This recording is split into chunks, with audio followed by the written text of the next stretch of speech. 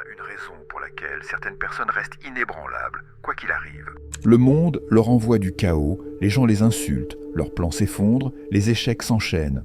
Et si plus rien, ni une personne, ni une situation, ni une force extérieure n'avait le pouvoir de vous affecter, rien ne peut vous atteindre à moins de trouver en vous un point d'accroche. Si quelqu'un vous traite d'idiot et que cela vous met en colère, c'est parce qu'une part de vous craint que ce soit vrai. Si quelqu'un vous ignore et que cela vous blesse, c'est parce qu'une part de vous cherche encore une validation extérieure. C'est pourquoi deux personnes peuvent vivre exactement la même situation et réagir de manière totalement différente. Ce n'est jamais ce qui arrive qui compte, mais ce qui se passe en vous.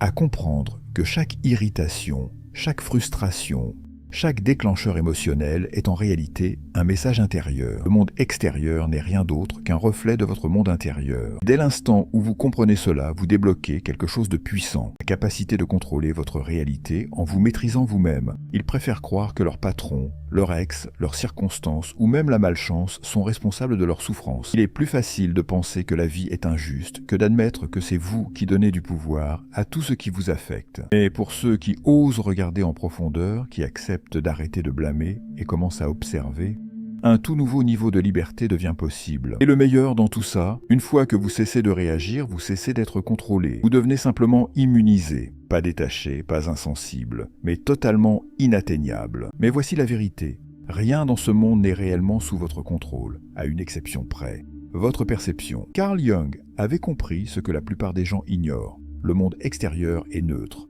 Il n'est ni bon ni mauvais, ni bienveillant ni cruel. Il est simplement ce qu'il est. La seule chose qui le rend positif ou négatif, c'est le filtre à travers lequel vous le regardez. Carl Jung a dit un jour « Jusqu'à ce que vous rendiez l'inconscient conscient, il dirigera votre vie et vous l'appellerez le destin. » Cela signifie que tant que vous n'avez pas pris conscience des histoires que vous vous racontez, sur les autres, sur la réussite, sur votre propre valeur, vous continuerez à réagir aveuglément en croyant que la vie vous arrive au lieu de comprendre qu'elle arrive à travers vous.